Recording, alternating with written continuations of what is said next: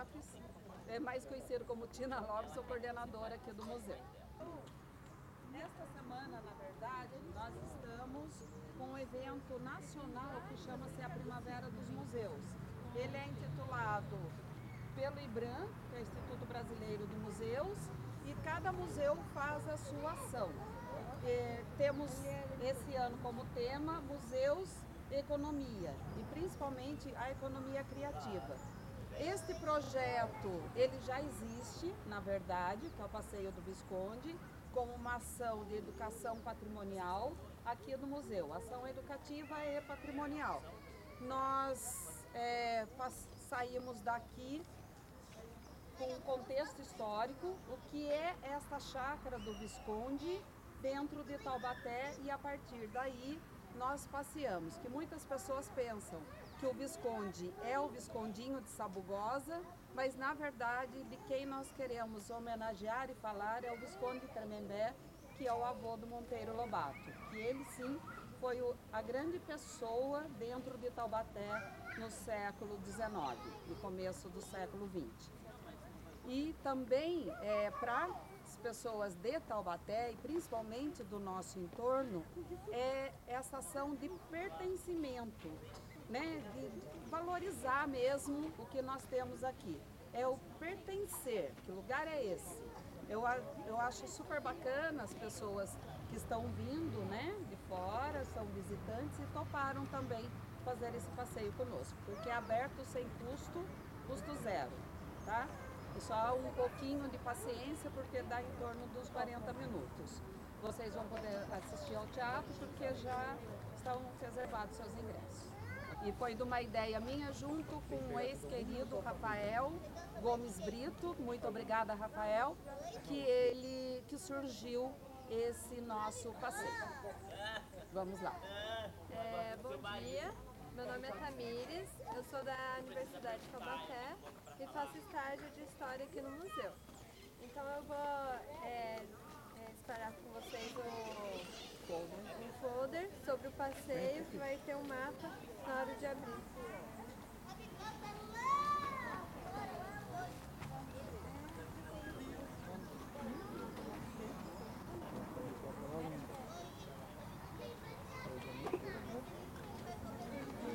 O passeio do Visconde vai falar sobre o Visconde de Tremembé, que era o avô do Monteiro Lobato. Ele foi um cafeicultor aqui na cidade e ele era dono de uma chácara de café, e a sede dessa fazenda era nesta casa. A gente sabe disso por causa da presença de um cruzeiro, que era comum nas casas coloniais, simbolizando o cristianismo abençoando a casa. A chácara, ela tinha 24 alqueires, que equivale a mais ou menos uns 20 quarteirões. E o que restou foram apenas 19 mil metros quadrados, que é esse cercado que a gente vê aqui. A casa, ela foi construída entre 1860 e 1865. A estrutura dela é de taipa de pilão em pau a pique. Taipa de pilão é aquele barro amassado, e pau a pique é o entrelaçamento de bambus com cipó. E nisso, ali tem depois quando a gente chegar, vai dar para ver a parede com barro e tudo. Dentro dela, a estrutura, ela tem um corredor, e em cada cômodo tem janelas. Eram janelas grandes, de guilhotina, que era para iluminar a casa e para ventilação. E só tem um cômodo que não tem essa janela, que é a alcova, que é um lugar onde nossas casas coloniais ficavam. A mulher de Efa, depois que ela dava luz, ficavam os doentes, e toda casa colonial tinha esse cômodo. A cozinha vai ser onde é o teatro, depois vocês verem, que é o último cômodo da casa. Por ser antigamente não vendia o frango ali no mercadinho pronto. Tinha que pegar o frango, matar, limpar, pegar o porco, limpar tudo, e fazer uma sujeira toda. E era o lugar onde as escravas ficavam. Então era um lugar isolado da casa. Eu vou espalhar lá.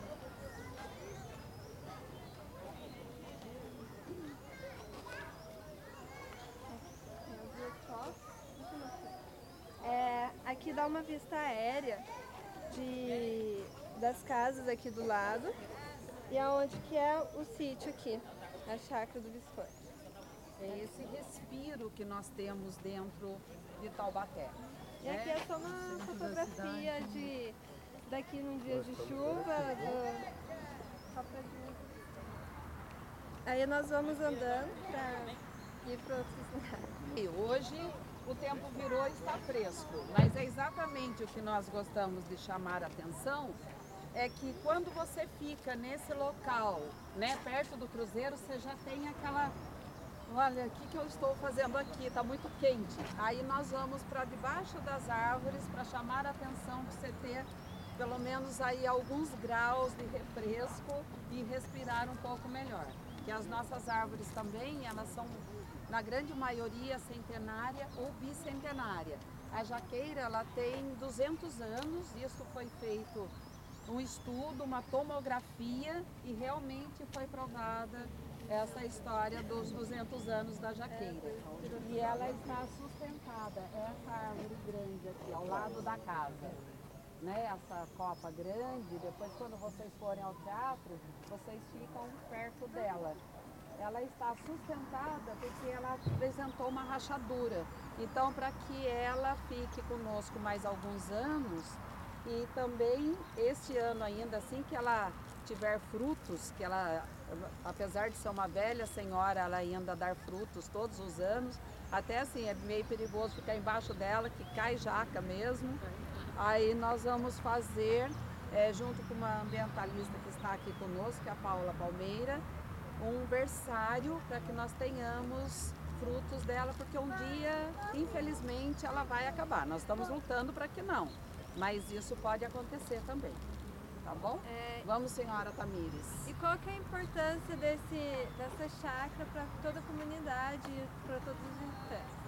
Quantos de vocês lembram quando vocês eram crianças e vinham aqui passar o final de semana, vinham brincar embaixo das árvores, no parquinho?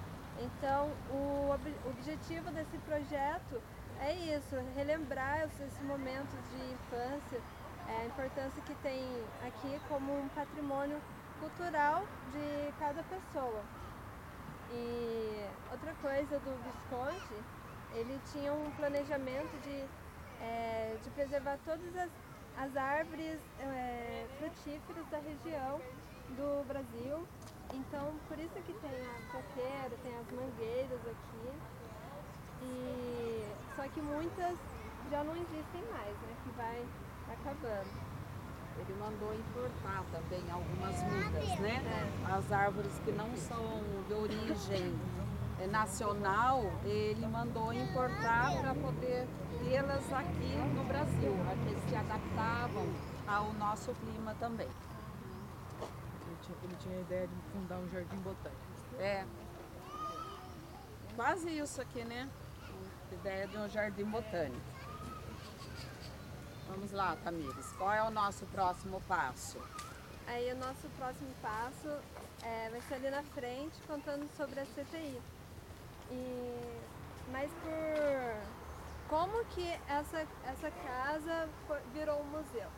Em 1958, ele vai, depois de passar por vários donos, porque quando ele morre, quem vai herdar vai ser a irmã do Monteiro Lobato.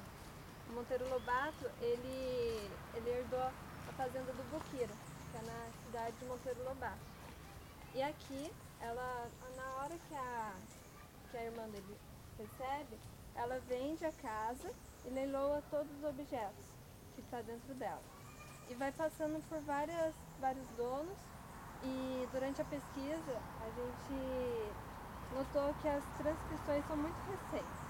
Questões de mês, mudanças de mês que já foi passado por outro dono. Em 58, ela vai ser decretado como um museu da infância, e em 69 vai começar o processo de restauro. E pelo IFAM, antes era a ESPAM, que era um órgão nacional de preservação histórica e ambiental. E em 79 vai finalizar com o município preservando ali. E só em 81 que vai abrir ao público. E tá até hoje. Graças a Deus. Precisando de um novo restauro, com certeza. Né? Já existe já um projeto descritivo, mas até agora nós não conseguimos executá-lo ainda. E até pensando nesse momento mesmo de sustentabilidade, de captação de água de chuva, de energia solar, né? Mas se Deus quiser um dia sai, que seja em breve, porque a casa está gritando por restauro. Depois vocês vão olhar. Tá bem bonitinho assim, mas a gente que convive no dia a dia percebe algumas coisas, né? O chão da cozinha ali da tia Anastácia é o original, só tem uns rejuntes que é do processo de restauração. O telhado, ele é de uma arquitetura... Ele é lançador. Eu adoro falar isso. Porque ele não deixa com que a água da chuva caia na peça de vilão. Então é uma casa bem ambiental, porque ela, quando você está num dia de calor aqui fora, e você entra lá, você vê como que é bem mais fresco. E por causa das janelas e também do barro, né? Ela é bem temperada. As janelas, na fachada dela, a gente viu umas fotos que eram com vários... era diferente, né? Era apêndice, não sei se isso se chama. E as janelas eram de guilhotina, com vidro. E depois, nesse processo, mudou para madeira. Então elas... Mora aqui há tanto tempo, não sabe disso. Então, é isso que nós precisamos, de moradores. Até nós fizemos ontem, a Tamires e o Wallace saíram, a gente quer mais os moradores mesmo, né? Daqui, do entorno, para saber da sua própria história. E nós os convidamos para que eles pudessem nos dizer coisas, né? Tem tantos senhorzinhos aqui e não... De repente eles sabem de uma lenda, de alguma coisa que aconteceu aqui, porque aqui o Monteiro Lobato aparece sempre, sabe? É a nossa, né? Ele aparece, eu nunca vi, eu queria tanto conversar com ele para perguntar umas coisas, mas não conseguia ir. Mas a noite que é mal assombrada, que isso, que aquilo outro e tal. Mas vamos lá, Tamires, o dia é seu. As fotos que eu coloquei para vocês verem é sobre a CTI. A CTI é uma fábrica que a gente dá para ver a torre do relógio e a chaminé dela.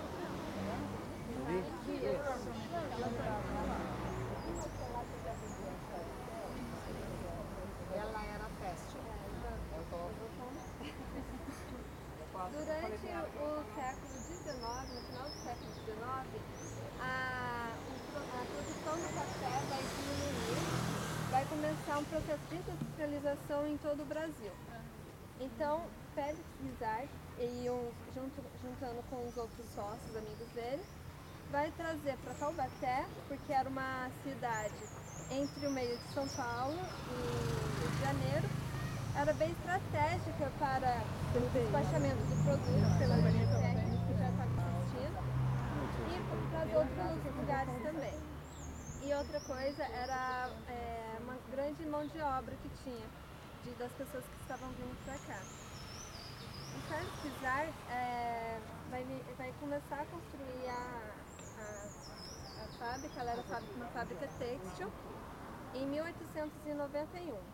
Só que ela não era, tem uma foto aqui aérea, essa rapidinho, não era, já era tudo assim, era só ele não chegou a ver o prédio do relógio ser construído. Foi só uma das partes aqui e a construção do centro ali é no formato da Praça do Triunfo em Paris, que era em formato de estrela com acesso a todas as outras ruas, por ele ser neto de franceses mesmo. E qual a relação dele com o Visconde de Tremembé? os filhos do Visconde Tremembé chegaram a ser sócios da fábrica, porque como o café já estava decaindo, outra coisa que era bom para eles investir era na indústria.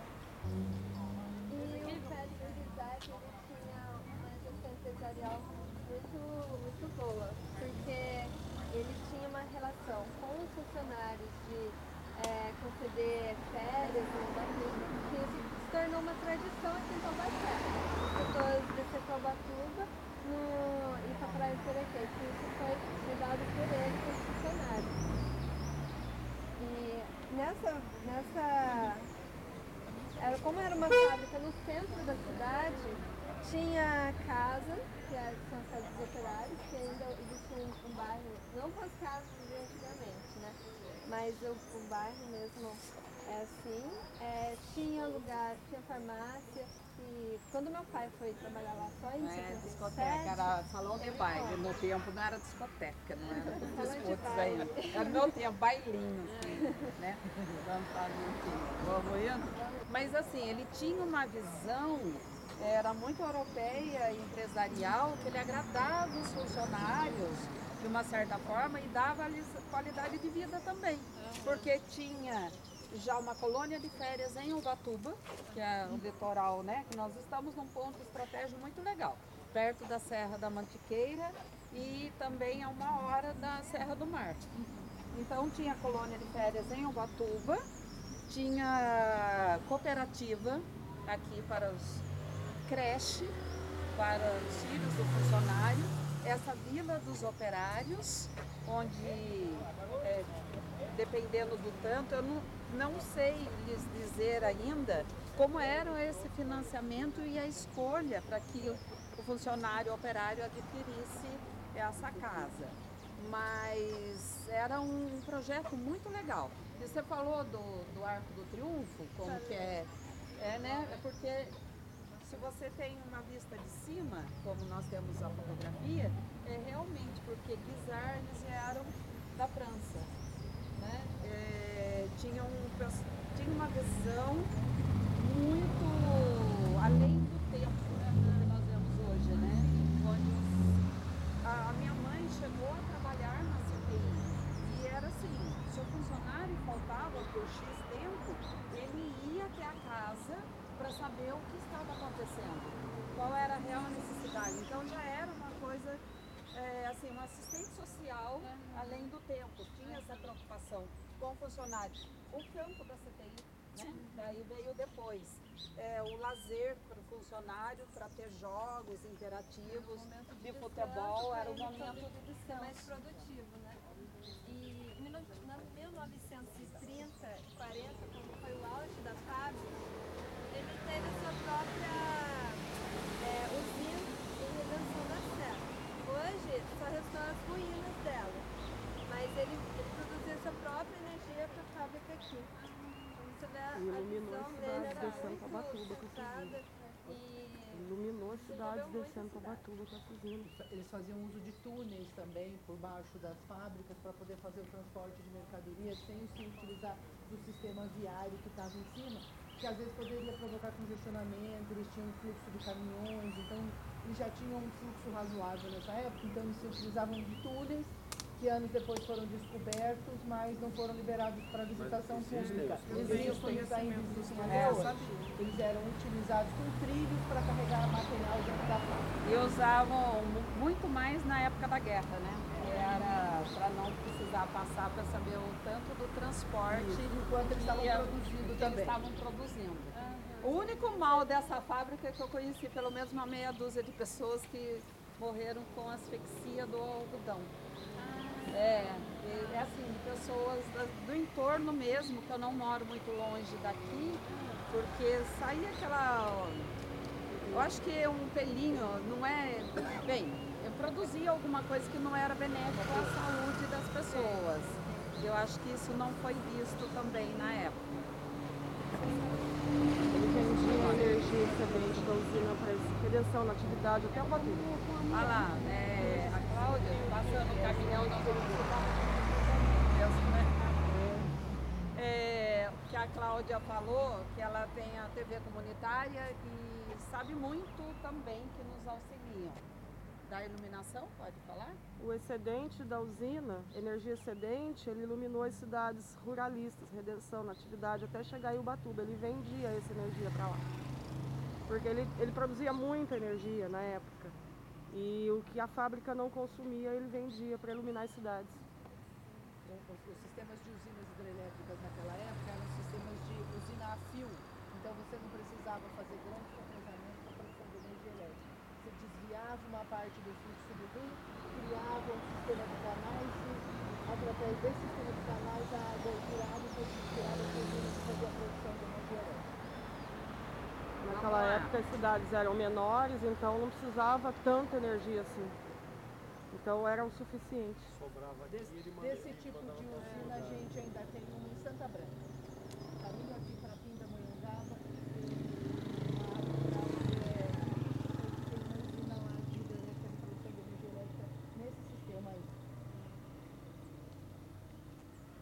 Bom, vamos para a Casa da Semente, senhora Tamires.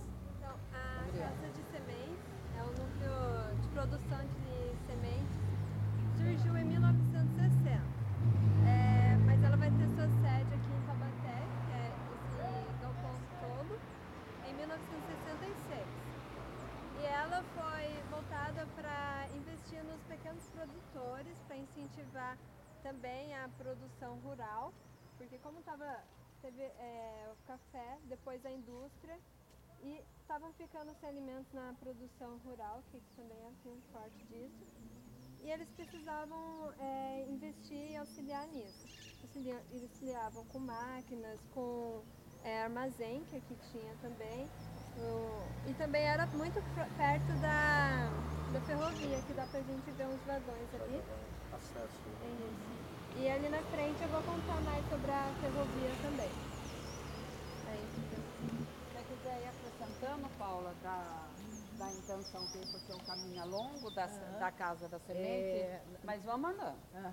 A gente estava passando por um processo de industrialização muito rápido e a população rural vinha para a cidade com destino a trabalhar na indústria e a gente tinha grandes problemas de fluxo de falta de água e de falta de alimentos, porque as pessoas largavam a lavoura e vinham para a cidade. Elas tinham grande dificuldade na cidade, nem todo mundo conseguia se adaptar ao trabalho numa fábrica ou aprender o ofício e conseguir um emprego. Então ficava muita gente desempregada, muita gente passando por necessidades. Então aí o governo federal resolveu investir nessa questão de fixação do homem do campo no campo para diminuir o êxodo rural e tentar resolver alguns problemas que a gente já estava enfrentando na cidade.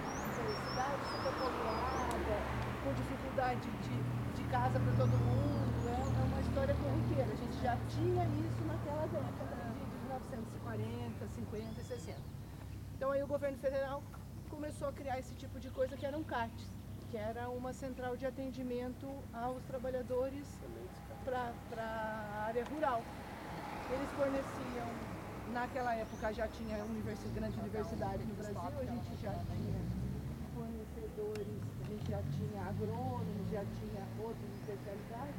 Então o governo federal disponibilizava o dinheiro para os estados, e os estados, aqui no estado de São Paulo, o estado repassava para os municípios, criavam essas centrais do governo do estado no município, faziam um sistema de convênio com o município e a CAT disponibilizava os engenheiros agrônomos, toda a maquinária e infraestrutura para levar para os fazendeiros.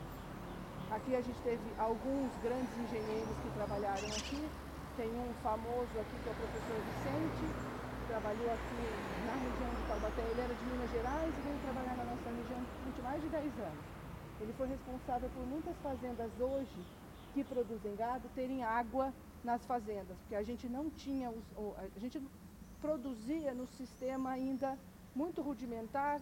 Então, a maneira como a gente saiu do café para entrar na produção de gado leiteiro foi extremamente traumática do ponto de vista ambiental.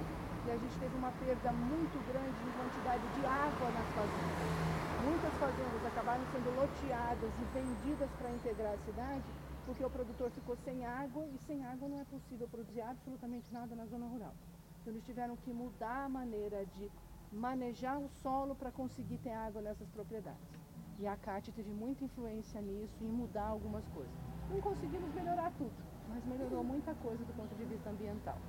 E aqui é um grande sonho nosso, que já demos entrada em alguns documentos, para adquirir esse espaço como o receptivo do Museu Monteiro Lobato, que passará para cá toda a parte de escritório e a logística do receptivo mesmo, como vocês viram, chegando. Eles ainda funcionam muito pouco, por isso que nós queremos mesmo só com o estudo das sementes, né? Germinação. Aqui tem um galpão gigante, que o ideal para que nós tivéssemos, como que você diz, o artesanato, né? Daí sim seria a cultura criativa mesmo, de vendas de algumas coisas nesse sentido, ou receptivo, com uma lanchonete, enfim, né, com a adequação pro visitante, para vocês receberem melhor. Como chegam as crianças lá das creches, nós fazemos o máximo possível imaginário para recebê-los bem. Mas você precisa de ter esse momento, vamos sentar, vamos lanchar, vamos tomar um cafezinho, que todos os museus do mundo existem, né? E mesmo o nosso escritório, um atrapalha o outro, as crianças, que elas estão no direito delas, porque é um museu da infância, e às vezes precisam de algum documento, mas vamos conseguir. Vamos lá, agora para a nossa igreja, não atrapalhar muito a nossa. Como o projeto volta assim, também para a comunidade e os lugares que ela frequenta, a maioria das pessoas frequenta essa igreja, que é a São Francisco Xavier. O terreno dela foi doado pelos Kanegais, que eram os primeiros imigrantes japoneses. Esses japoneses eles tinham fazendas de arroz lá em Tremembé, mas aqui eles tinham construído um galpão para armazenar seus produtos. E como eles eram, no início, os Kanegais eles eram budistas, mas depois eles viraram católicos e eram devotos de São Francisco Xavier. E esse São Francisco Xavier, ele foi um jesuíta que pregou o catolicismo lá no Japão. Então, se existe catolicismo lá no Japão, é graças a São Francisco Xavier. E eles falaram para a igreja que eles tinham, era só na Capela Santa Cruz, que tem mais na frente, e eles precisavam expandir porque tinha muita gente para um pouco espaço lá. E como o padre estava procurando um outro terreno para construir a igreja, ele conseguiu a doação desses imigrantes japoneses. E eles falaram que doariam com uma condição de que se chamasse São Francisco Xavier. Que aí hoje é essa igreja que aos poucos ela foi aumentando e agora ela está desse tamanho, recebendo bastante gente. Lá a comunidade frequenta muito aqui.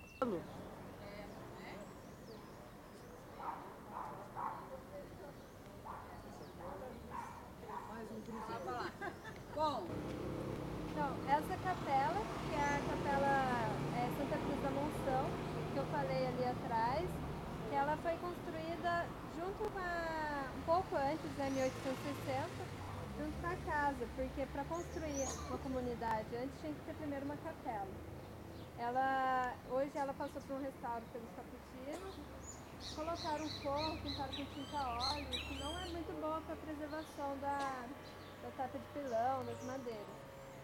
E hoje mais cedo ela estava aberta, que é frequentada ainda pelos moradores, e se chama Monção por causa dos ventos que vêm das monções, né, os ventos sensoriais.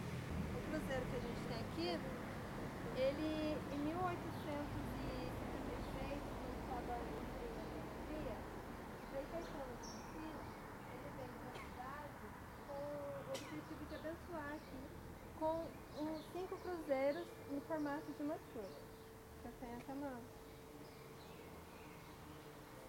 Aqui. ó, vocês podem ver que nós provamos tudo nesse local, tá, Claudinha?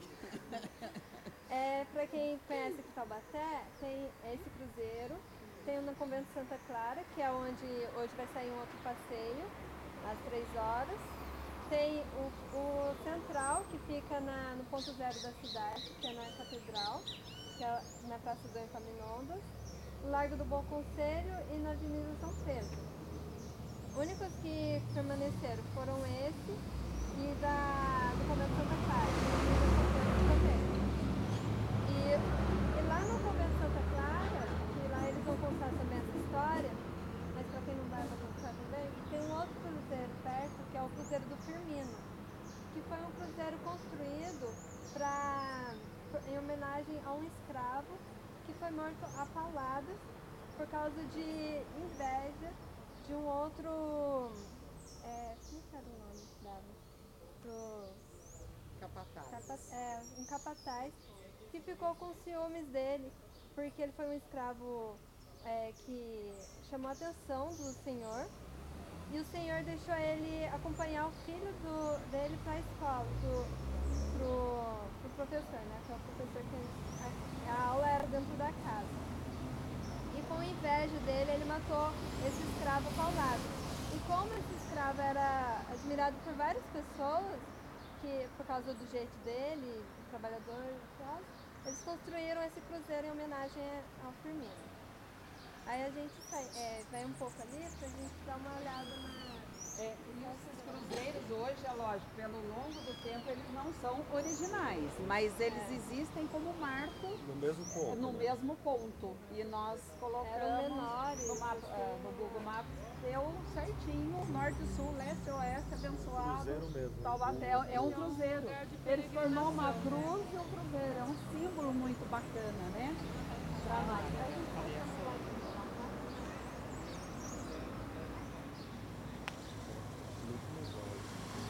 A gente tem 3 visões legais, que é a da estação, Vem pra cima. que ela foi construída em 1876, finalizada em 1986. Eles tiveram, como eu disse, por causa de Taubaté ser estratégico para a exportação dos produtos e de pessoas também. Ali já desceu até o Getúlio Vargas e outras pessoas importantes que passaram por ali. Essa estação ela tem uma arquitetura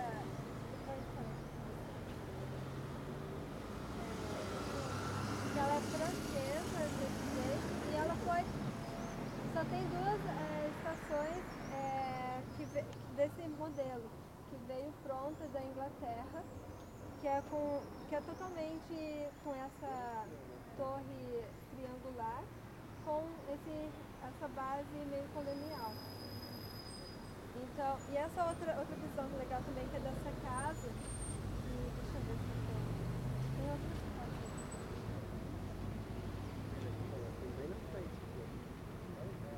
Essa casa aqui, deixa eu pegar. Agora tiraram, que o morador tirou, mas tinham as iniciais Estrada de Ferro Central do Brasil, e que era a casa do chefe da estação. A cada estação que tinha na cidade, ela tinha a casa do chefe da estação, própria dele, e uma casa ao lado que era do motorista dele. Caso tivesse algum problema e ele precisasse sair no meio da noite, o motorista já estava ali do lado. Falou, E a obrigada. frente dela também mudou. Não é tombado isso pelo patrimônio? Não, essa não. Na verdade, essa pertence à estação ferroviária e mas que houve um conflito aí com a família da pessoa que trabalhava para a estação, que a família acabou ficando e tal, e houve uma discussão judicial, parece que a casa vai ficar com eles até o final da história deles. E a estação está passando por restauro. passando. Graças a Deus. Passando por É. restauro, um Vamos pedaço por aqui? dela. Esse mesmo. Ali a pracinha é muito cheia.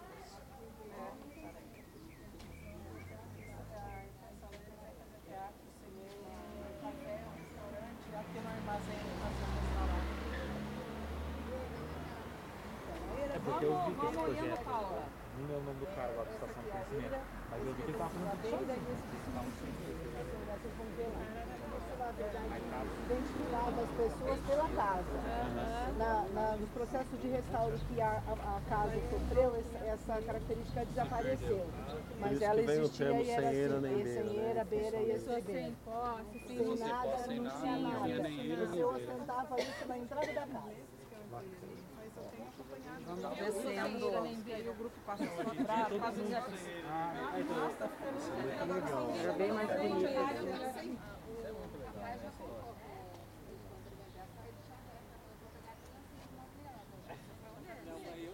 Vamos então.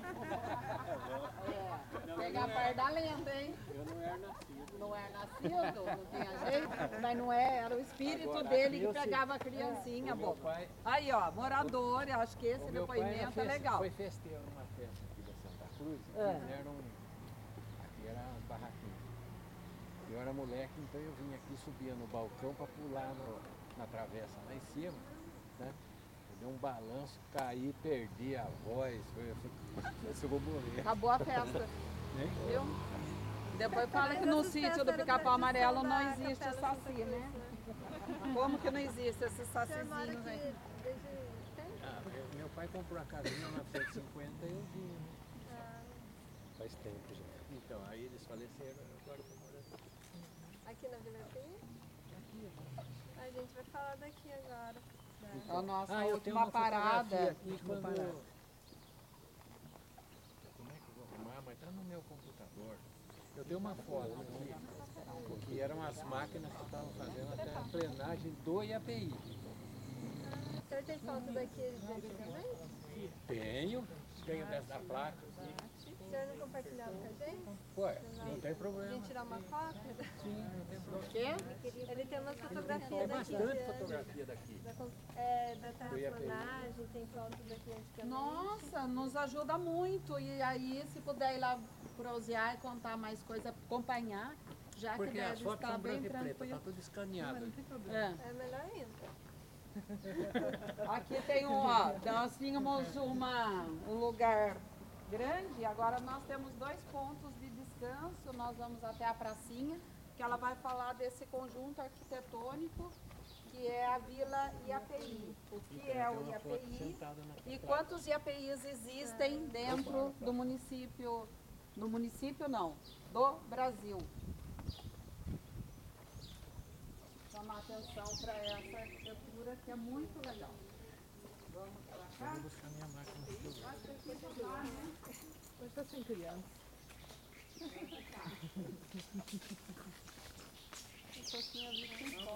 Não sabia que era assim, não. Vai embora, desistiu? Ah, então vai. Por favor. Ele é tudo bem pra caramba. Meu amigo Fernando A Prato. câmera, se quer resistir. Ai, que legal. Então vamos aqui lá. a gente vai falar sobre a Vila IAPI, que é esse conjunto arquitetônico surgido durante o Estado Novo, Getúlio Vargas, e era um instituto de aposentados pensionistas industriais, que era voltado para a moradia desses trabalhadores. E ela existe em todo o Brasil. Eu consegui algumas fotos aqui, que tem em Salvador, tem em Porto Alegre, aqui é Belo Horizonte. Em Santo André a gente tem uma vila metalúrgica. E Será aqui que pertence também esse instituto? Vila Metalúrgica? Também é uma vila de trabalhadores metalúrgicos, né? Que eu sou do ABC Paulista, que é uma região. Santo André? É. Vou ver. E lá em Santo André a gente tem uma vila metalúrgica lá, que também é de casinhas feitas para os trabalhadores da indústria, né? Mas eu não sei se é da... Então, Da IAPI. tem em Campinas também, mas as únicas fotos que eu consegui mesmo eram dessas. O que é interessante é que cada um tem um estilo diferente. Tem uma da vista aérea, que é de um pedaço que fica aqui, é bem grande, que é o telhado inteiriço, que é o único teatro, uma forma de economia. Tem a frente única. Tem aquela casinha ali que tem um buraquinho ali, é uma arquitetura bem comum dessa década de 40, 50. E em Belo Horizonte é um conjunto habitacional hoje, são vários prédios. Em Porto Alegre você vê também que são prédios, mas com telhado inteiriço também. E em Salvador, ela é bem grande, foi dividida em classe média, classe baixa, e tem um projeto de se tornar de ter uma classe alta ali. Eles dividem bastante esse conjunto lá. Mas será que eles... Não, vamos indo. Ele mora aqui, ele nos alcança, eu conheço ele. Chamando atenção para esse conjunto habitacional de Taubaté, o interessante é que todas as ruas levam o nome das cidades do nosso Vale do Paraíba. Natividade da Serra, Guararema, São Luís do Paraitinga, Lorena, Caçapava, enfim, são várias e estão descaracterizando um pouco, né, porque a própria população, sem saber da importância e esquentando esse local, estão tirando paralelepípedo. Agora pararam. Acho que alguém pensou lá no meio mesmo, com a pracinha. Ela é super bonita porque ela tem o paralelepípedo. É que vai estender um pouco mais no nosso passeio, mas nós vamos ainda conseguindo fazer assim, tá? Em Porto Alegre, ela é até bem vista porque Elis Regina, ela tem uma música falando de lá, que ela nasceu de lá. Tem vários outros famosos que nasceu lá nessa Vila Iapeí. E a arquitetura dela é bem europeia também, eles deixam bem florida, aquela coisa toda bonita. Sobre as ruas, a única, assim, eu não vi nenhumas outras ruas com nomes de cidade, mas em Salvador tem nomes de personalidades importantes lá também. Então não sei se tem alguma proposital isso, colocar os nomes das ruas. Deve ser sim, em homenagem. Ela fica toda feliz com o nosso marco pessoal. Um bairro também de moradores, né? São pessoas que ainda não se transformou. Tem uma escola há muito tempo aqui que chama Pica-Pau Amarelo, algumas clínicas, mas as pessoas conseguem morar aqui ainda.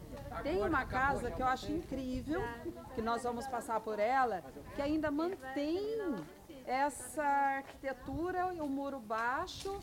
Eu acho que a pessoa se nega a pôr cerca elétrica, colocar aquele ouriço que eu acho o pior de todos, que parece presídio, né?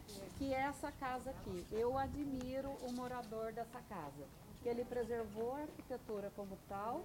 E olha o murinho baixo, entra se quiser. Ainda tem uma gravinha na janela. É bem antigo, é bem dos anos 60, né? Então, a minha sabe casa quem era mora assim. aqui?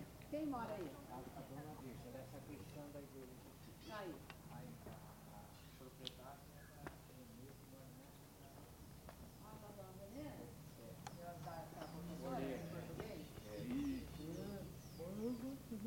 Aprendi português da mão.